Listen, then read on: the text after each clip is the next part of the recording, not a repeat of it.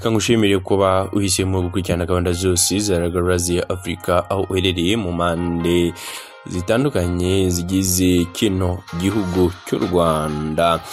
None kuri ubu n'ibiki biro kuvugwa, biro kwandikwa, biro gutangazwa ku mande n'imanda natandukanye mu bitangazamakuru mu Rwanda, si ku ma platform atandukanye ndetse n'ahandi hatandukanye. Reka bwire ko mu karere ka Gisagara mu majyepfo y'igihugu cy'u Rwanda umuyobozi w'ishuri n'umutari bafungiwe kwiba ibiryo by'abanyeshuri. Kuri umuyobozi w'ishuri ribanza rya Tamba n'umutari batowe muri yombi bakiko kwiba ibiribwa byari bigenewe abanyeshuri. Bombi bafashwe bikomotse ku bujura bakikwaho bwabaye mu ijoro ryo kwa gatanu Nzeri 2025 ubwo abaturage batangaga amakuru bavuga ko babonye umutwe mu bwoko bwa rifani ivuye ku ishuri ribanza rya Tamba riri mu kagari ka Zivo murenge wa Save ipakiye ibiribwa bigenewe kugaburirwa abanyeshuri baryigaho.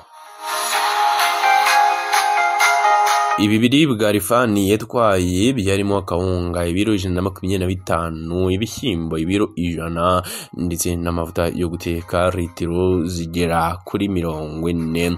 Amakuru dufite avuga ko bagifatwa umuyobozi yahise acika, ariko nyuma nawe azira gufatwa mu gitondo cyo kwa gatandatu Nzeri 2025. Umuvugizi wa polisi mu ntara y'Amajyepfo Saipi Kamanzi Hassan yavuga ikinyamakuru igihe dukesha iyi nkuru ko aba bagabo bombi ari bo shoferi n'umuyobozi w'ishuri bafungiwe kuri sitasiyo ya polisi ya Save mu giperereza kuri bo ryatangiye.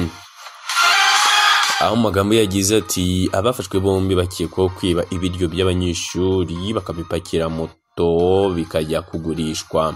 Ubu ibiribwa byari byibwe byasubijwe ku ishuri ngo bigaburirwe abana nk'uko byari byarabagenewe. Saipi Kamanzi yaboniyeho gushishikariza abaturage gukomeza umuco mwiza wo gutanga amakuru ku gihe. Anavuga ko polisi igaye bamwe mu bayobozi b'ibigo by'amashuri bumva ko bakwicisha inzara abanyeshuri bagurisha ibiryo byagombaga kubatunga. Ku rundi ruhande irabibutsa ko polisi itazabihanganira ndetse ko uzajya afatirwamo wese amategeko azajya abimuhanira. Reka bwire ko n'ubundi ku rundi ruhande ari amakuru avuga ko hari inyandiko ivuga ko mu mwaka w'amashuri ushize uyu muyobozi yaba yaragujije ibiryo muri yindi shuri ibye byamushiranye. Ubu rero ngo akaba yari agiye kubyishyura aho yari yabikuye, nubwo bigoye kubihuza kuko hibazwa impamvu byarindiriye gukorwa mu ijoro aho kubikora ku manywa y'ihangu. Ngaye ngoko reka ngushimire ko nanya no kuri Radio Africa icyabiri kiganiro indyo y'amakuru tuba turebera hamwe n'ibiki bikomeje kuvugwa mu bitangazamakuru bitandukanye.